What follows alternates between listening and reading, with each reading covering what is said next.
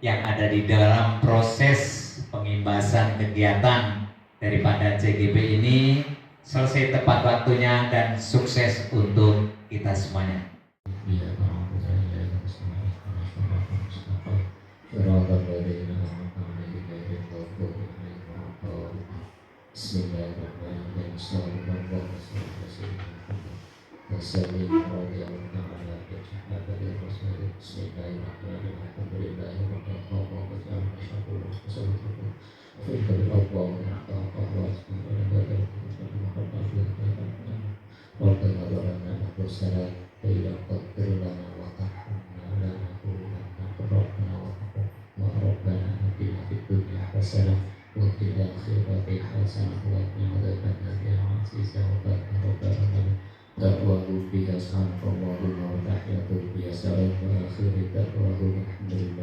Kepalan tangan Anda, mengapa? Apa alasan Bapak Ibu atau rekan Bapak Ibu membuka kepalan tangan? Ada yang buka tadi? Tadi kan di situ kan tadi Bu Betty bilang kalau misalkan memang kita tahu bahwa teman itu memang baik sama kita, kenapa nggak kita serahkan, kita percayakan gitu loh.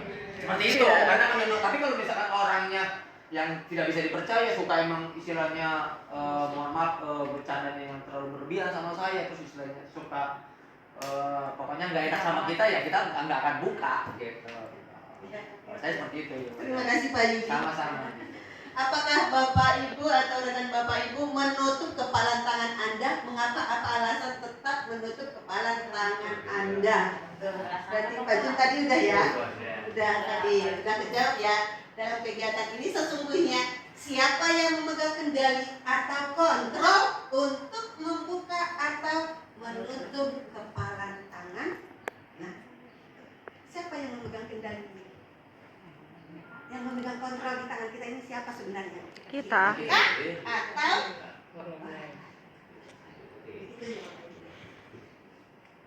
kita masuk ke disiplin positif. Ini pendapat yang menyatakan bahwa arti dari kata di sana belajar lagi. Kata disiplin juga berasal dari akar kata yang sama dengan disiplin atau murid pengikut. Untuk menjadi seorang murid atau pengikut seseorang harus paham betul alasan mengapa mereka mengikuti suatu aliran atau ajaran tertentu sehingga memotivasi yang terbangun oleh motivasi intrinsik bukan ekstrinsik. Berarti dari diri kita, bukan dari luar. Kita jangan terpengaruh dari luar diri kita. Kekuatan itu dari dalam diri kita. Nilai-nilai kebajikan.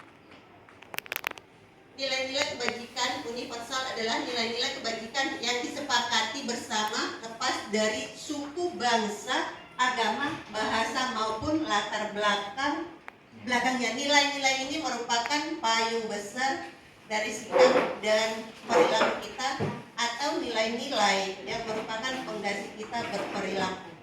Nilai-nilai kebajikan adalah sifat positif manusia yang merupakan tujuan mulia yang ingin dicapai setiap individu.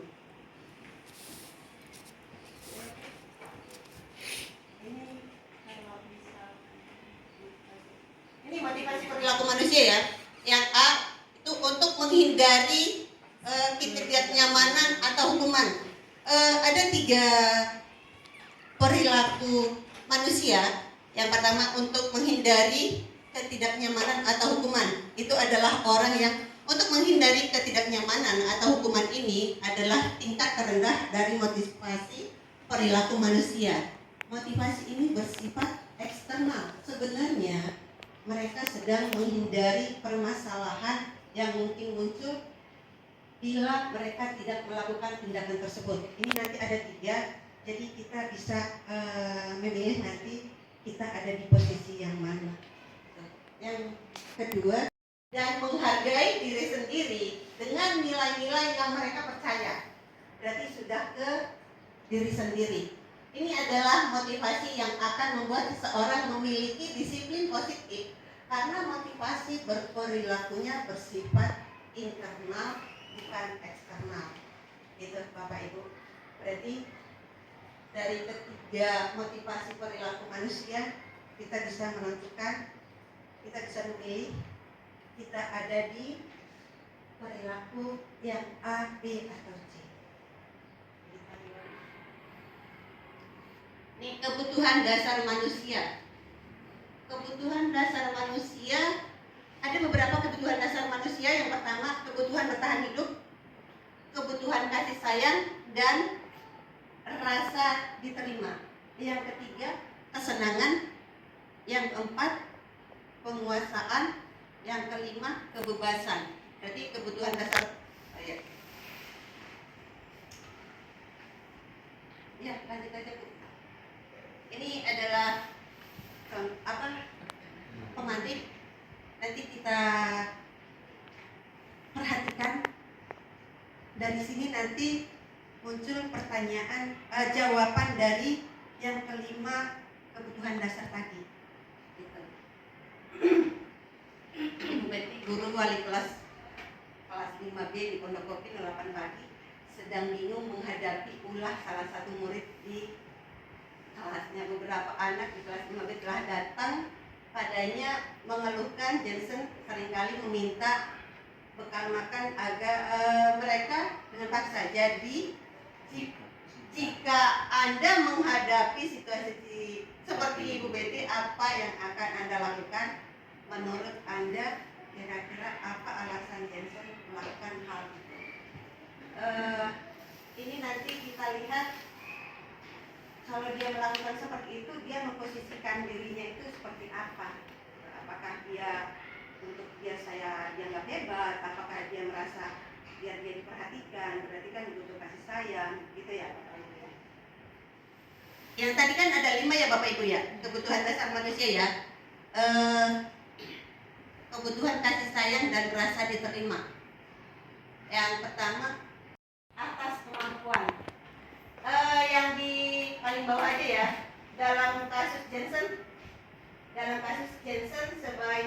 sebelumnya apabila jawaban Jensen ketika ditanya oleh Bu Betty adalah karena temannya juga jadi takut dengan dia dan memenuhi keinginannya, maka sebetulnya Jensen sudah coba dihitung Bu, maaf. Ini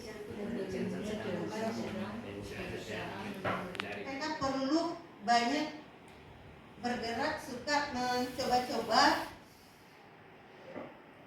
Yang berikutnya kesenangan, kebutuhan untuk merasa senang, kebutuhan untuk mencari kesenangan, bermain dan tertawa.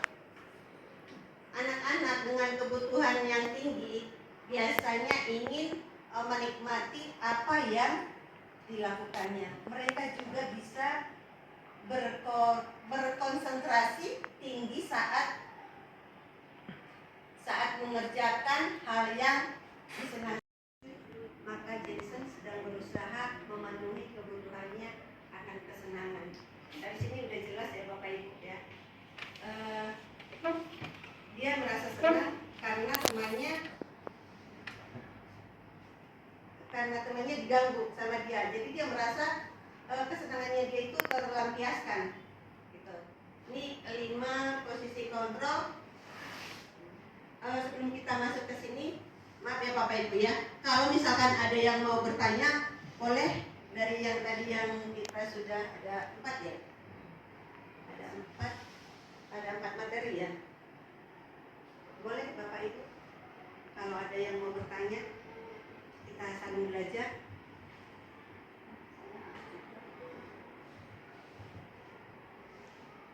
Boleh Bapak Ibu. Tapi sebelumnya saya dulu.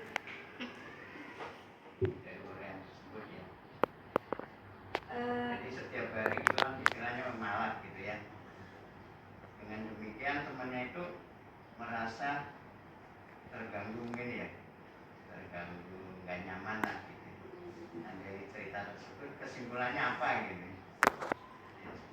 Kalau di sini kita lebih mengarah ke yang ini ya Bapak. Dia senang melihat temannya nangis atau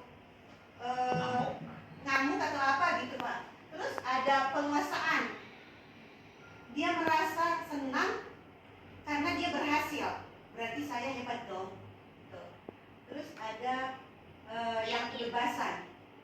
Dia kan dari rumah tadi bawa bekal makanannya itu sama itu terus. Tuh. Jadi dia pengen bebas gitu, sama seperti temannya kok makanannya berganti-ganti. Itu lebih merujuk ke kita lebih merujuk ke kebutuhan dasar manusia ini gitu Pak. Kalau kita menilai, kalau misalkan kita tanya kenapa dia melakukan hal itu, gitu. Pasti kan ada alasannya. Pasti ada alasan kenapa dia melakukan itu.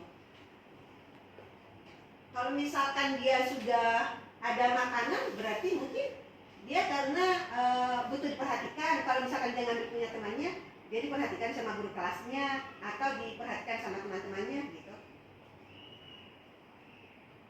Gimana Pak? Intinya Jensen tadi pengen gitu ya, makanannya bervariasi gitu ya. Ya, jadi nggak bosan ya kayak teman-teman. Iya, bisa juga seperti itu. Ya. Bisa juga seperti itu. Mungkin mencari, kalau kata saya, kalau dilihat dari melihat kebutuhannya, karena si Jensen itu apa ya, dalam arti kesenangan, pada akhirnya dia kan dengan rasa bangganya, kalau dia selalu bisa mendapatkan, berarti kan ada rasa kebanggaan buat kita. Oh, aku hebat, ternyata teman-temanku bisa tunduk sama saya. Kalau makanannya diminta, ternyata kok dibolehin, dikasih. Ya, jadi dia merasa penguasa di tempat itu gitu ya Bapak. Hebat. Ya Pak Yudi ya, jadi penguasa Mangan penting. lapangan.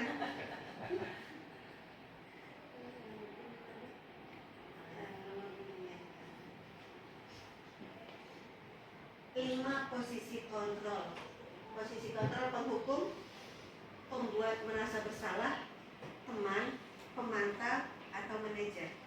Dari kelima posisi kontrol ini, kita juga nanti bisa menentukan kita itu ada di posisi kontrol yang mana. Apakah kita sebagai penghukum atau pembuat merasa bersalah, apa yang kita katakan anak menjadi selalu merasa bersalah. Karena terus yang ketiga teman, yang keempat pemantau, kita hanya memantau saja, atau kita nanti ada di posisi manajer.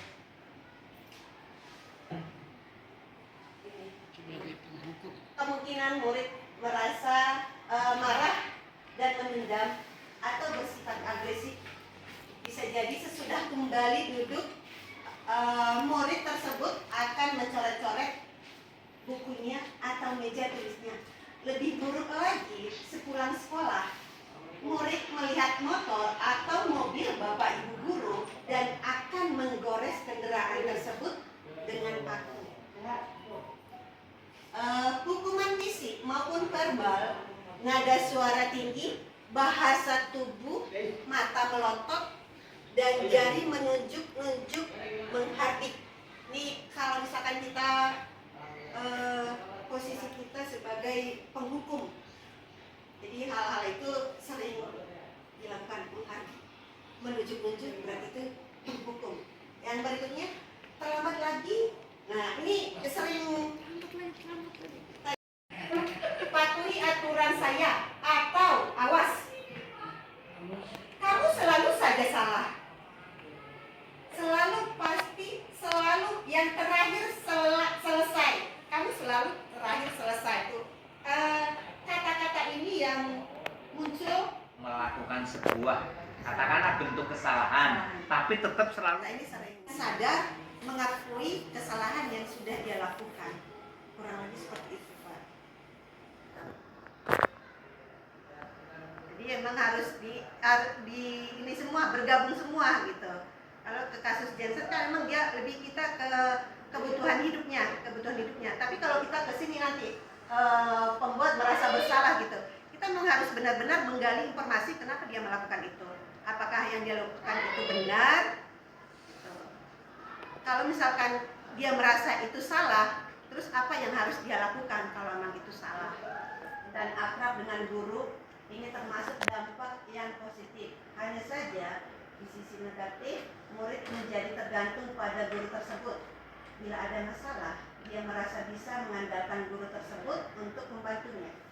Akibat lain dari posisi teman hanya akan tadi hanya ada berbuat hanya akan berbuat sesuatu bila yang menyuruh adalah guru tersebut, dan belum tentu berlaku yang sama dengan guru atau orang lain. Nada suara ramah, akrab, dan bercanda, bahasa tubuh rapat pada murid, mata dan tersenyum jenaka ya. Ayo bantulah demi Bapak ya. Ayo ingat tidak bantuan Bapak selama ini. Ya sudah, kali ini tidak apa-apa, nanti Ibu bantu bereskan. Jadi kayak gini, apakah kita menempatkan diri sebagai teman untuk peserta didik? Dan kadang-kadang kalau memang sudah melewati batas, mereka merasa itu kok gitu, jadi merasa apa ya, disepelekan atau bagaimana ya namanya ya. Dan ini adalah posisi teman. Apakah kita yang pertama tadi penghukum, yang kedua membuat merasa bersalah, yang ketiga teman, ketiga, yang keempat ada pemantau, hanya memantau. Murid memahami konsekuensi yang harus dijalankan karena telah melanggar salah satu peraturan sekolah. Guru tidak menunjukkan sanksi atau konsekuensinya apa. Gitu. Jadi kalau kita sebagai pemantau, ya pertanyaan-pertanyaan ini sering kita lontarkan ke peserta didik kita. Dan ada 4 pada murid untuk mencari jalan keluar permasalahannya. Tentu dengan tubuh tidak kaku, mendekat ke murid, guru berbuat sesuatu bersama dengan murid, mempersilahkan murid mempertanggungjawabkan perilakunya, mendukung murid agar dapat menemukan solusi atas permasalahannya sendiri. Pertanyaannya, apa yang kita yakini? Kembali ke keyakinan kelas. Apakah kamu meyakininya? Jika kamu meyakininya, apakah kamu bersedia memperbaikinya? Jika kamu memperbaiki ini, hal ini menunjukkan apa tentang dirimu? Apa rencana kamu untuk memperbaiki hal ini? Jadi kalau dia posisi manajer, jadi dia tidak memaksa anak itu untuk guru itu tidak menjudge kamu melakukan kesalahan ini ya, gitu, enggak. Jadi dia mencari membuat pertanyaan sedemikian banyak supaya murid itu mengakui kesalahannya, dan kembali ke anak itu. Kalau misalkan dia sudah mengakui, kembali lagi ke keyakinan kelas. Jadi harus dengan guru itu memperlakukan anak itu tidak merasa bersalah, dan dia tidak merasa dihukum gitu, dan dia juga tidak menganggap kita itu hanya sebagai teman gitu. Jadi itulah posisi manajer itu ya Bapak Ibu ya. Kalau kita lihat dari 5 posisi kontrol yang tadi, kita berada di posisi yang mana? Kita jawab sendiri.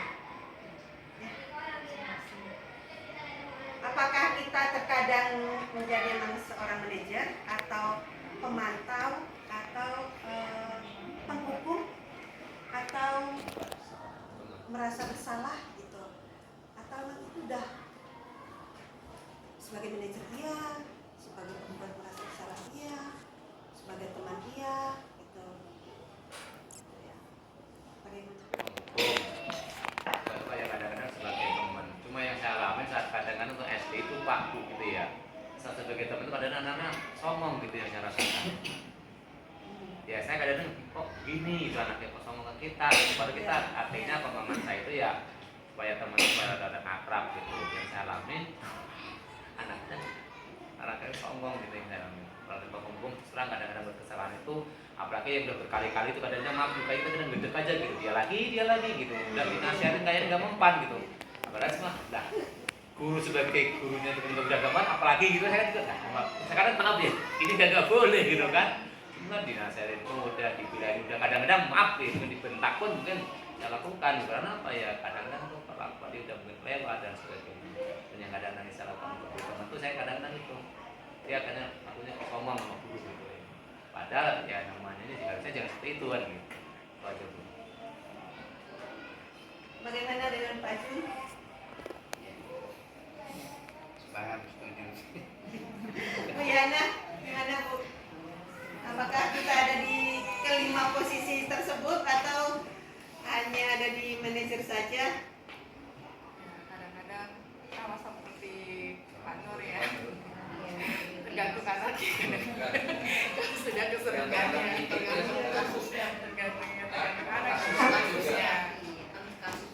Ya monggo Bu Devi tuh. Bu Devi, ayo, apa Bu Saya mau Devi? tanya, jadi dari kelima posisi itu, kira-kira dampak untuk anak per posisi itu apa? Misalkan kalau kita menjadi teman, apa sih sebetulnya dampak untuk anak? Kalau kita sebagai penghukum, dampaknya apa? Sebagai membuat merasa bersalah, dampaknya apa untuk anak gitu? Kemudian sebagai manajer, dampaknya apa? Itu satu. Kedua, apakah boleh? Kalau kita lihat kayaknya manajer yang paling bagus gitu ya. Tapi apakah boleh? Kadang-kadang pribadi anak itu kan berbeda. Apakah boleh kita kadang-kadang kita menjadi penghukum, kadang-kadang kita menjadi manajer, tapi terkadang juga kita menjadi seorang teman. Apakah boleh seperti itu? Apakah harus kita menjadi seorang manajer yang terbaik gitu Mas? Tapi banyak karakter murid yang berbeda-beda. Posisi guru itu yang benar seperti apa? Tidak boleh menghukum, tidak boleh memarahi, harus menganggap mereka sebagai wah benar-benar memenuhi kebutuhan mereka. Semua harus kita penuhi kebutuhan mereka, gitu. Filosofinya gitu. Tapi di sini kalau tadi yang kata Bu Devi, kalau misalkan penghukum ya Bu ya. Ya, masing-masing maksudnya ada. Kalau tadi ada ya di itunya tadi kayaknya ada deh di setiap ininya. Contoh temannya Bu ya. Coba ya. Oh iya itu nih. Kemungkinan kalau kita penghukum ya. Nih. Kemungkinan murid marah dan menendang atau bersifat agresif. Bisa jadi sesudah kembali duduk, murid tersebut akan mencoret-coret bukunya atau meja tulisnya. Lebih buruk lagi, sepulang sekolah, murid melihat motor atau mobil bapak ibu guru dan akan menggores kendaraan tersebut dengan kaki. Tuh, kalau Berarti itu melakukan kita penghukum, kali kan gini maaf ya, guru melakukan penghukuman kan sesuai dengan kelakuan anak gitu loh. Sebenarnya karena ada kesalahan gitu. Kalau nggak ada kesalahan didiamkan aja kan, oh berarti saya berbuat bener gitu kan. Kadang kita bingung gitu. Memang bener kejadian begini mungkin kayak anak STM tuh ya, gurunya di motornya gitu. Tapi kita itu guru tuh menghukum itu dengan harapan anak melakukan kesalahan itu tidak terulang kembali gitu. makanya kita kembali ke posisi yang kelima, yang ke ini, yang manajer ini. Diemin aja gitu. Yang manajer ini, mau manajer ini kan? Nih, pertanyaan nih, apa yang kita yakini? Kita kan udah membuat keyakinan kelas ya. Apa yang kita yakini? Nih, kembali ke keyakinan kelas. Apakah kamu meyakininya? Jika kamu meyakininya, apakah kamu bersedia memperbaikinya? Itu kita tanya kembali ke dia. Yang berikutnya, jika kamu memperbaiki ini, hal ini menunjukkan apa tentang dirimu? Apa rencana kamu untuk memperbaiki hal ini? Nah, kalau dia berbuat salah, kita kembali ke posisi ini. Tapi kalau untuk anak SD itu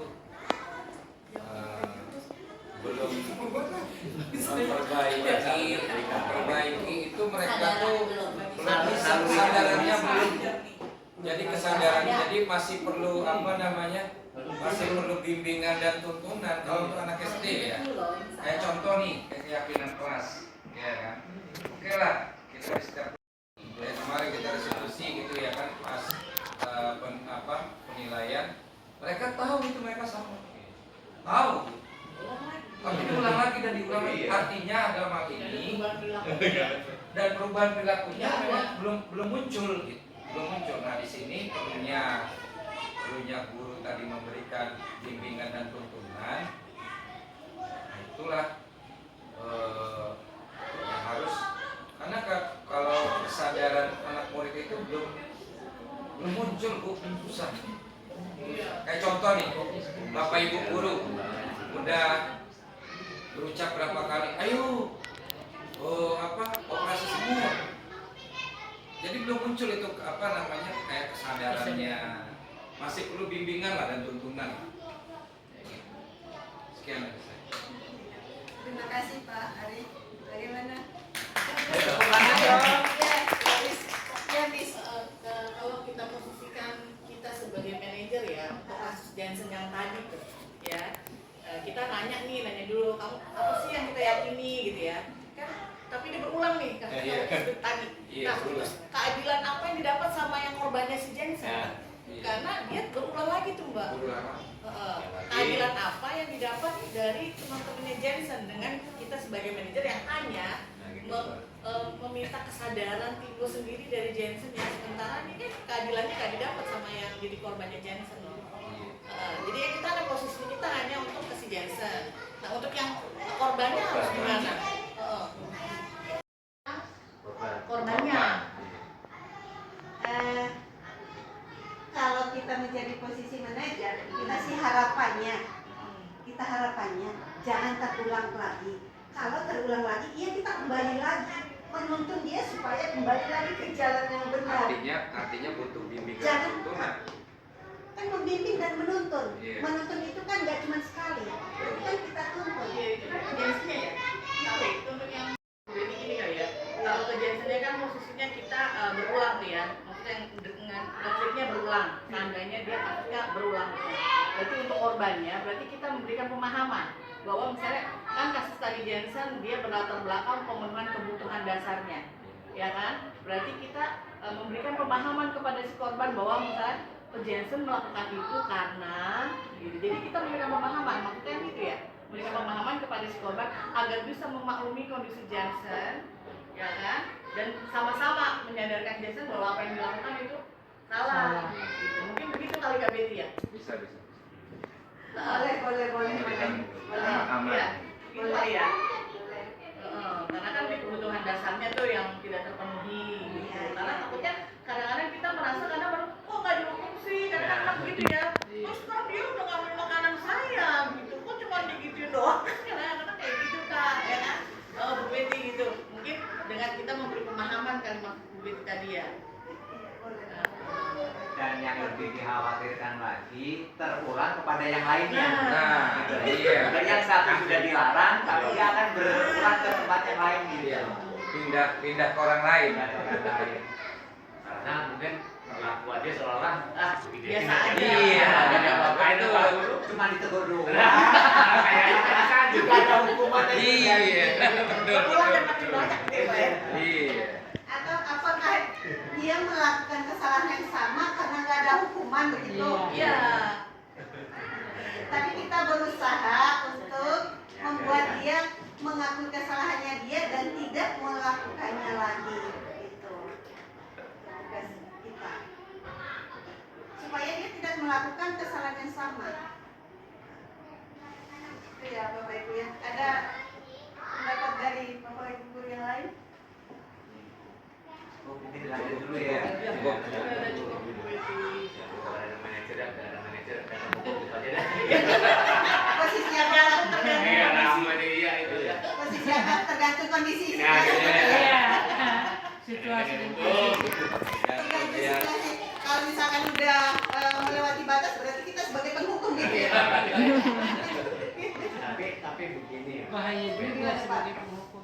Anak-anak itu bersifat unik ya. Iya. Unik. Ada anak yang dipelajari aja terus Iya. berubah. Iya. Ada anak yang harus dibentak.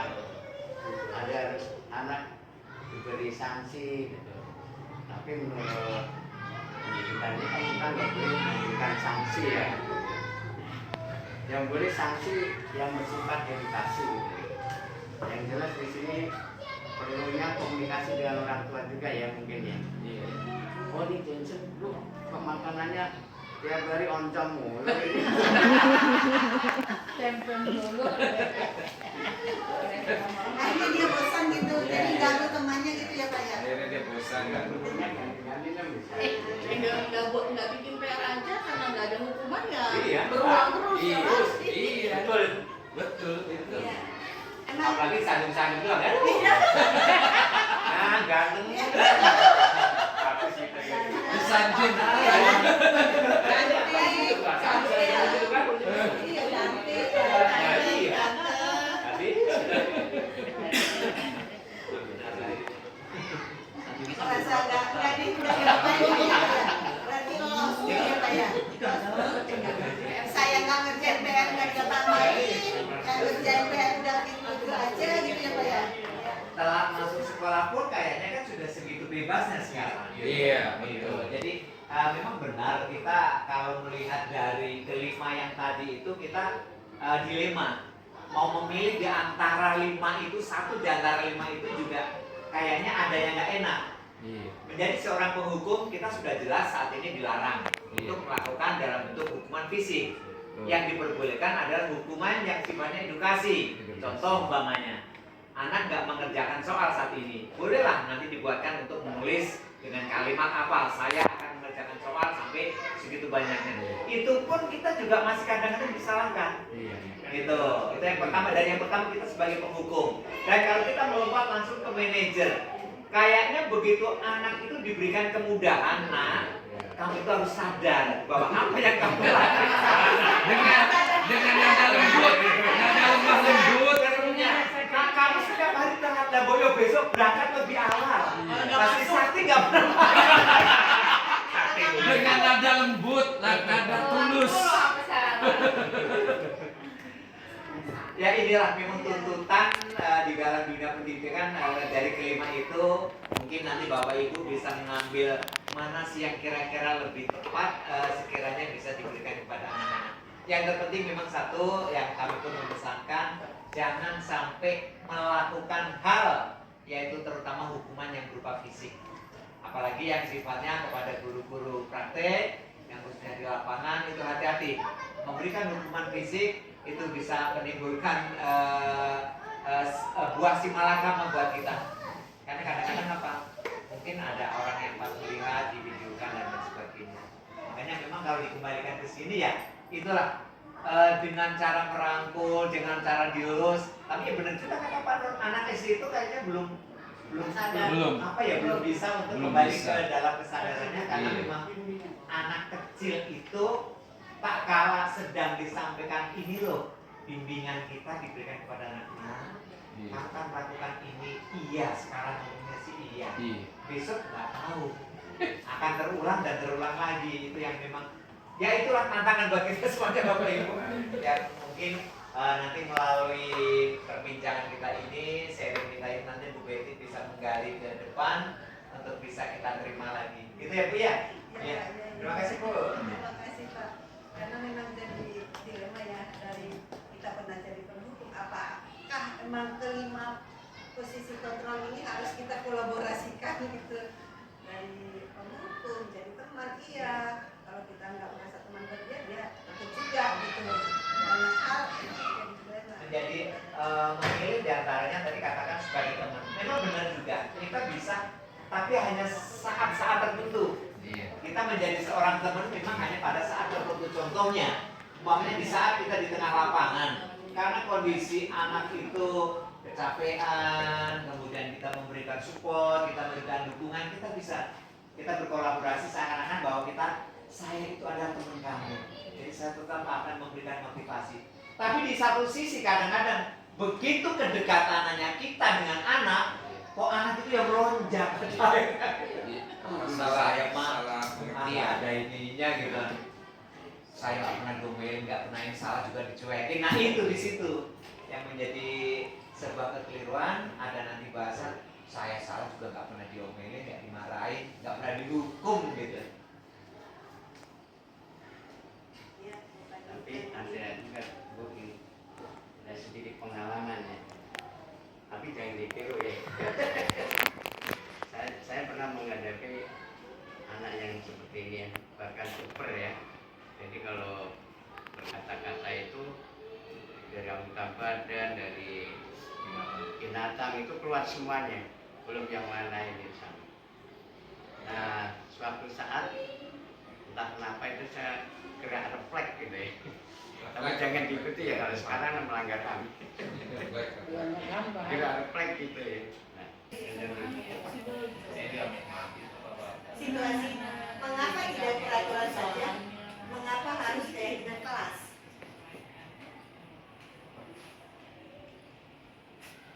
Seseorang akan lebih tergerak dan bersemangat untuk menjalankan keyakinannya daripada hanya sekedar mengikuti serangkaian peraturan tertulis tanpa makna.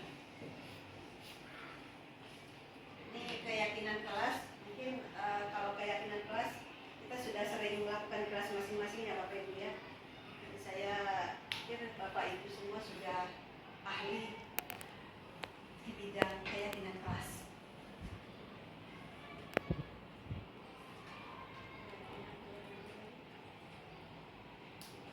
Ini perbedaannya ya.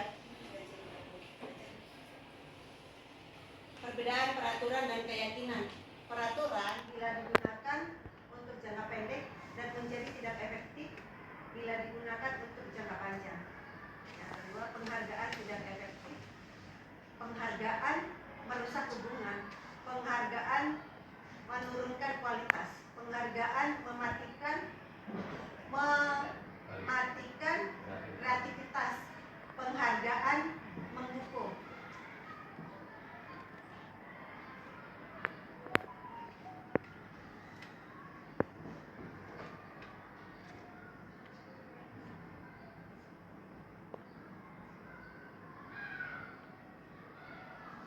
Penghargaan jangka pendek dan jangka panjang. Penghargaan efektif menjanjikan hadiah kepada anak-anak agar berperilaku bertanggung jawab, atau kepada seorang agar mempelajari sesuatu yang baru, atau kepada seorang karyawan agar melakukan pekerjaan yang berkualitas. Kita sedang berasumsi mereka tidak dapat melakukannya, atau mereka pendapat selanjutnya juga mengemukakan beberapa pernyataan dari hasil pengamatan yang selama ini tentang tindakan memberikan penghargaan yang nilainya sama dengan menghukum seseorang. Kurang 15 menit. Kurang 15 menit. Iya. Situasi mengapa tidak peraturan saja? Mengapa harus keyakinan kelas?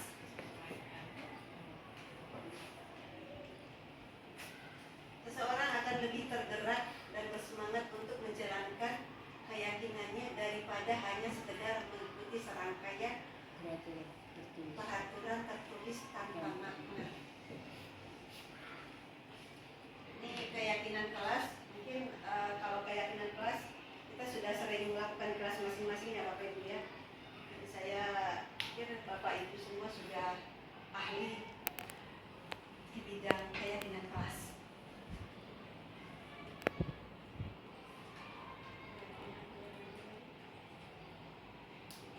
Ini perbedaannya ya. Perbedaan peraturan dan keyakinan. Peraturan, anak-anak perhatikan, kita sudah menulis peraturan kelas kita, ya? Sudah menulis satu-satu ke depan? Sudah menulis satu-satu ke depan? Nah, sekarang kita dari peraturan kelas kita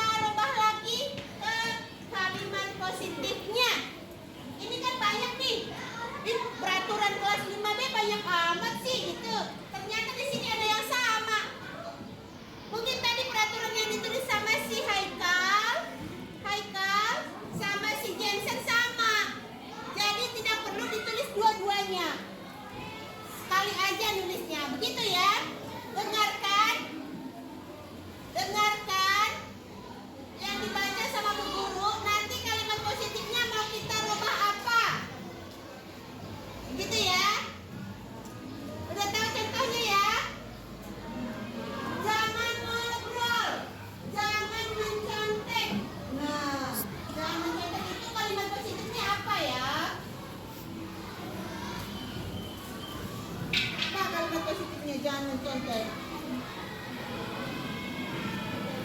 Hah? Apa? Yang lain? Apa?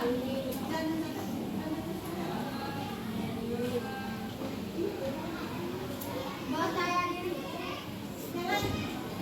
Jangan contek.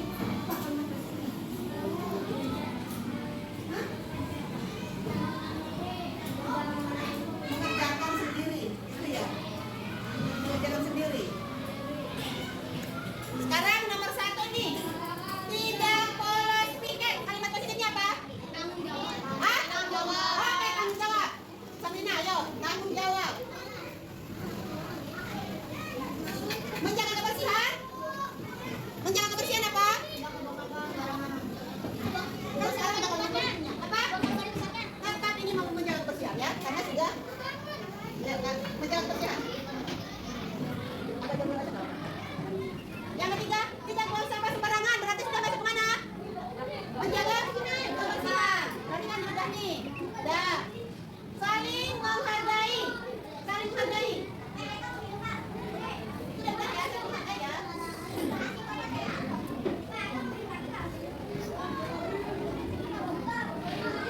Saling menghargai masuk apa? Dan kalian saling menghargai ya, kalimat positifnya ya. Yang dia saling menghargai. Sopan santun pada guru. Itu apa? Apa? Apa? Saling menghormati. Boleh. Ini saling menghormati. Udah pasti saling menghormati ya. Oke. Memperhatikan guru yang berbicara masuk apa? Udah masuk saling menghormati ya. Tertib di kelas. Ah? Tertib di kelas. Berarti masuk tertib di kelas. Tertib di kelas.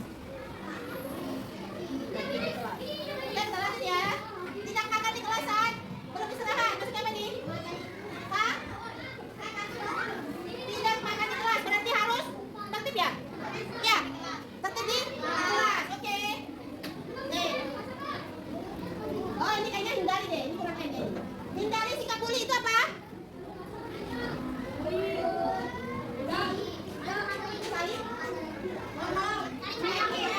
Saling sayang kepada teman. Boleh. Saling pada sayang kepada teman. Tidak ejek-ejekan. Tidak ejek-ejekan. Saling menghormati sudah ya. Saling menghargai. Sudah tuh. Anti bullying berarti sayang pada teman.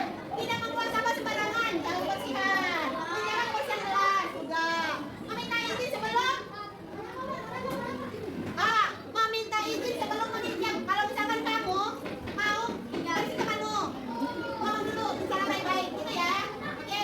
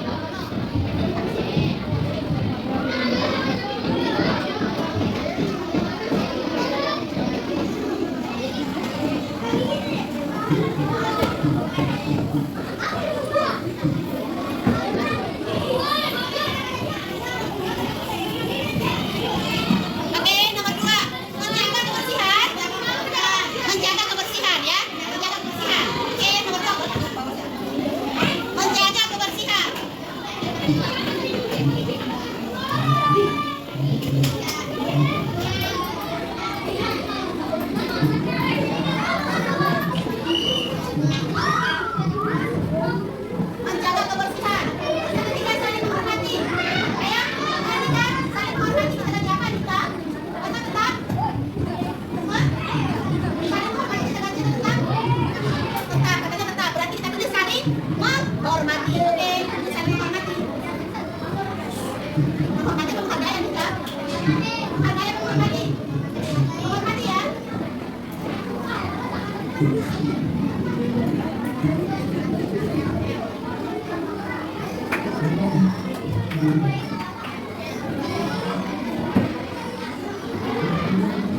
Tertib di kelas. Tertib di kelas. Tetap. Oke, tetap. Tertib di kelas.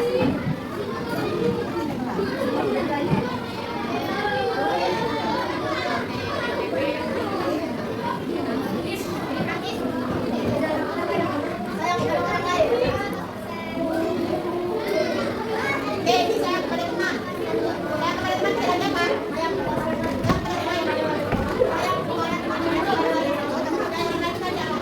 Kita buatnya aja dulu ya, toleransi gitu. Toleransi ya.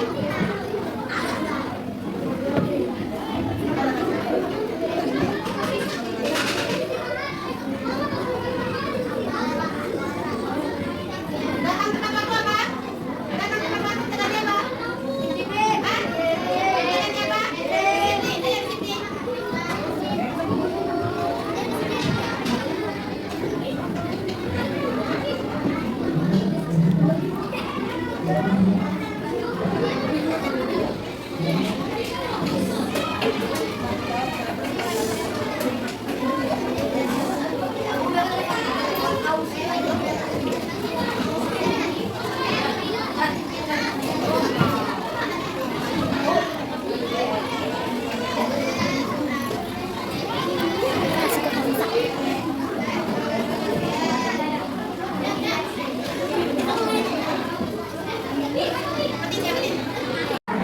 Oke, perhatikan tadi peraturan kelas sudah, kalimat positif sudah. Sekarang keyakinan kelas sudah kita tentukan ada berapa? Ada 6. Yang pertama apa? Yang kedua? Yang ketiga? Disiplin. Jadi keyakinan kelas kita ini harus kita tanda tangani semua. Kita tanda tangani satu-satu ke depan, menandatangani keyakinan kelas yang sudah kita tentukan bersama. Oke? Silakan ke depan, tanda tangan dan tulis namamu di bawah. Dari Sabnaira.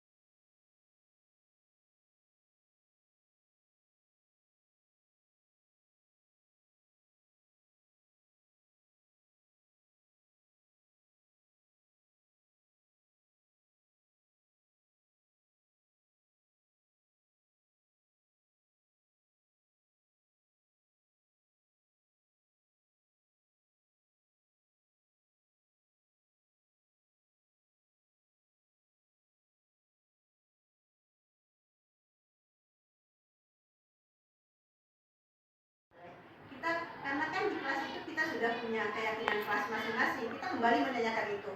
Apakah sesuai perilakunya si anak itu terhadap keyakinan kelas yang sudah kita sepakati bersama? Kita kembalikan ke situ. Jadi kalau anak-anak menyadari itu, berarti kita tanya kembali. Kalau misalkan tidak sesuai, apa yang harus kamu lakukan? Kita tagih dari dia. Karena kan keyakinannya itu sudah dia langgar. Itu ya Bapak Ibu ya. Selamat siang Jensen. Yes, Jensen. Kayaknya cerah banget nih. Habis jajan apa nih di kantin? Hah? Es sama apa? Es kan minuman.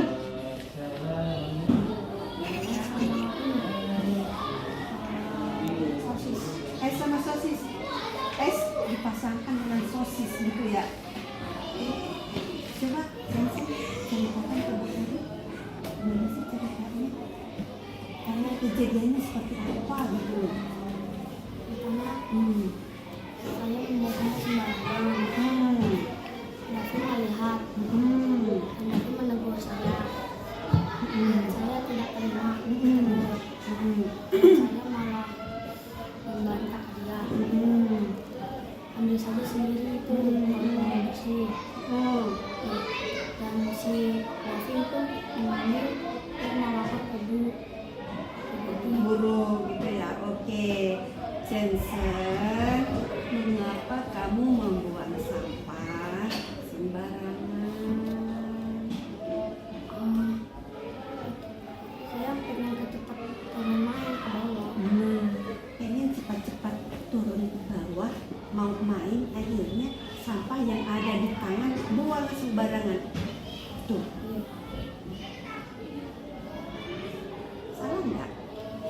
Salah ya. Kesalahan itu sering kita lakukan ya, sering ya. Tapi kita kan memang harus memperbaiki diri ya, harus selalu memperbaiki diri. Menurut kamu benar nggak tindakan yang kamu lakukan tadi? Coba benar nggak seperti itu? Si Davin sudah mengingatkan kamu, baik nggak dia? Tapi kamu bilang apa? Buang saja sendiri. Buang air sendiri. Buang air sendiri. Akhirnya Davin membuangnya. Davin itu di kelas kita sebagai apa? Ketua kelas ya. Jadi dia emang melihat kamu dan dia menegur kamu. Coba kamu ingat kembali keyakinan kelas yang sudah pernah kita sepakati, yang sudah pernah kita buat di kelas itu apa saja? Menghargai teman, menghormati, bertanggung jawab. Coba dari tindakan kamu yang tadi mencerminkan keyakinan kelas kita enggak? Apa yang tidak sesuai?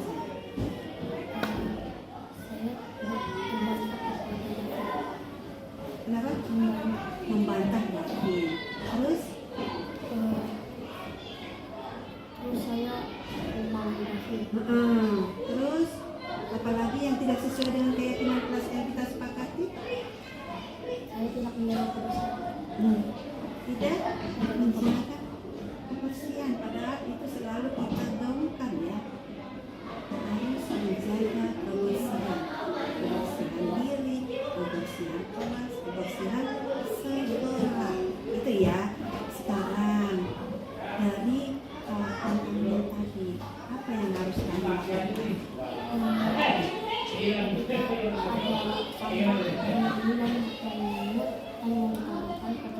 Nah, pinter itu. Kalau ada sampah, diapain? Dibuang di mana? Di tempat sampah. Itu siapa lagi? Makan dan minum. Kalau makanan minum, kalau ada sampah dibuang ke tempat sampah. Terus apa lagi? Masih ada nggak? Udah. Bagaimana sikap kamu sama si Davin? Maksud saya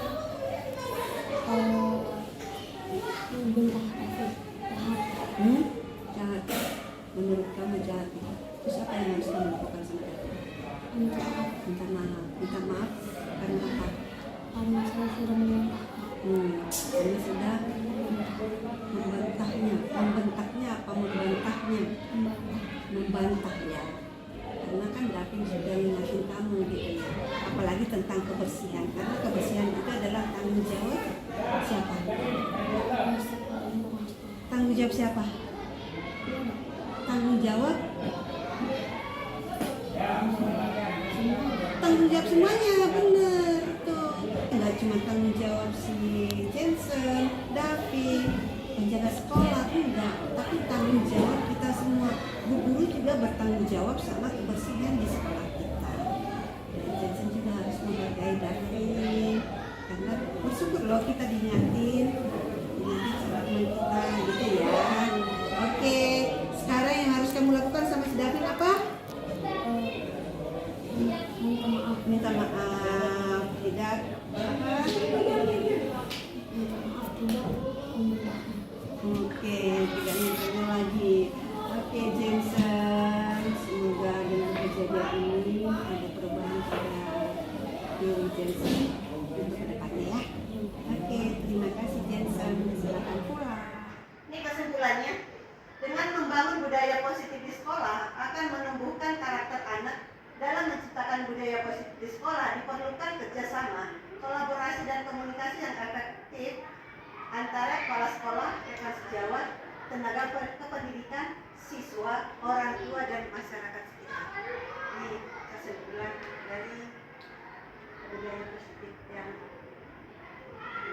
terima kasih.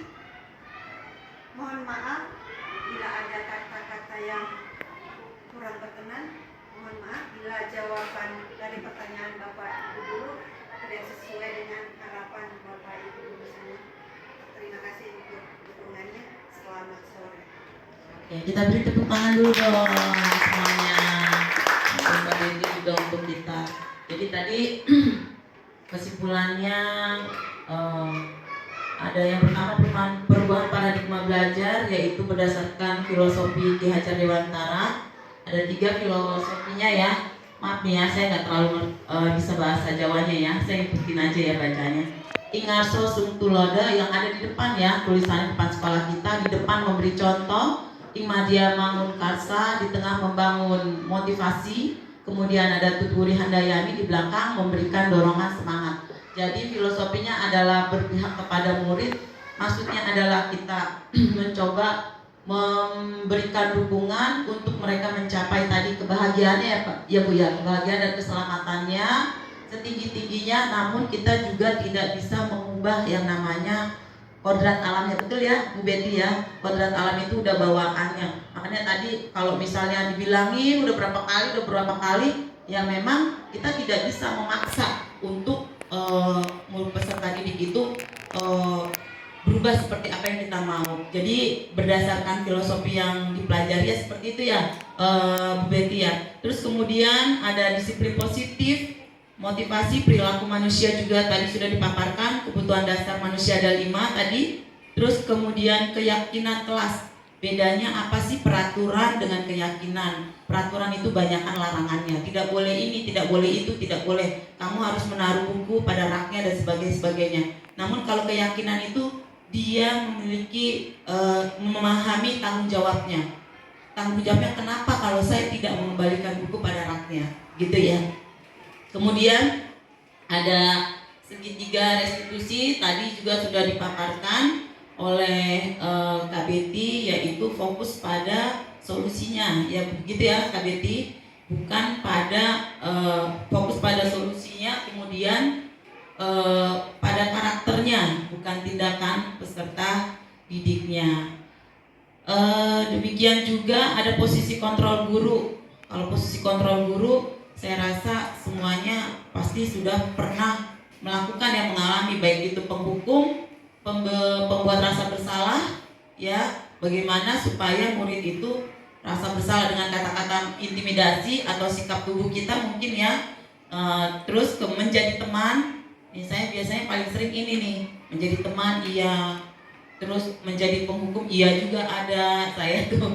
Kemudian kalau pemantau iya, ada ya, hampir semua mungkin kita pernah melakukan. Namun kembali lagi ke Bapak Ibu guru, mana yang sekiranya cocok menurut Ibu dan Bapak di kelas yang bisa saya lakukan agar peserta didik ini bisa mengerti atau memahami apa tindakan, efek atau resiko dari apa yang mereka lakukan.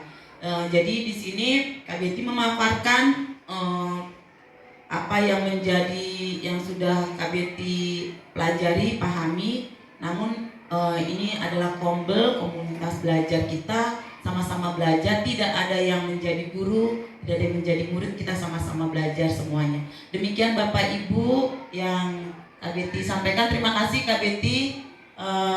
Terima kasih juga untuk Bapak Ibu yang sudah menyimak sampai pukul 3 lewat 15 lewat ya. Terima kasih kesediaannya.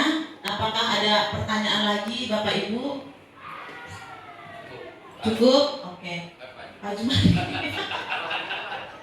Pak Jumadi. Aduh, Pak Jumadi. Silakan. Ada kemarin itu yes-yesnya. Kita harus belajar. Yes. Oh yes, oke. Yang kompak. Oke. Kombelnya aja. Maju. Kombel Ki Hajar, kita harus belajar. Yes, oke. Kombel Ki Hajar, kita harus belajar. Yes, oke.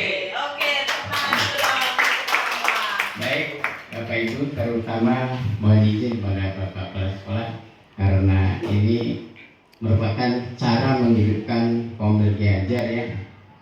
Tepat sekali, ini praktek baik. Mungkin alangkah baiknya sebagai apresiasi ada narasumber, ada peserta ya. Mungkin nanti bisa diberikan apresiasi berupa sertifikat barangkali Pak ya. Baik narasumbernya ataupun pesertanya nanti bisa bermanfaat di PNM. Untuk selanjutnya mungkin bisa dihidupkan kembali Bu, dibuat jadwal gitu ya. Mungkin narasumbernya bergantian, materinya yang berhubungan dengan anak ya, dengan KBM. Terima kasih. Oke, terima kasih Pak Jumadi karena Pak Jumadi bersemangat sekali nih ya. Kombel kita itu harus bergerak ya.